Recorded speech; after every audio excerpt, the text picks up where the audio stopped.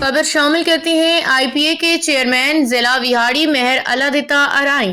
विहाड़ी की तारीख का सबसे बड़ा जिनसी स्कैंडल, सबसे बड़ा ट्रायल कोर्ट विहाड़ी यूनिवर्सिटी तालिबा ज्यादती केस।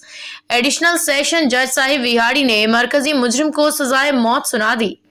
विहाड़ी जुर्म साबित होने पे मरकजी मुजरिम हामिद रसूल व कारी वहाज के बेटे हामिद रसूल को 2 मुकदमात में सजाए मौत का हुक्म सुनाया गया। मुकदमात के दूसरे मुजरिम आसिफ तारड़ को 2 साल कैद की सजा सुनाई गई। विहाड़ी मुजरिमान के खिलाफ गुज़िश्ता साल यूनिवर्सिटी की तालिबा को ऑनलाइन नौकरी दिलवाने के बहाने ज्यादती करने, वीडियो बना के ब्लैक मेलिंग करने पे मुकदमात का इंदराज किया गया था। विहाड़ी मुतासिरा खातून ने पुलिस की तफ्तीश और अदालत के फैसले पे इत्मीनान का इजहार किया।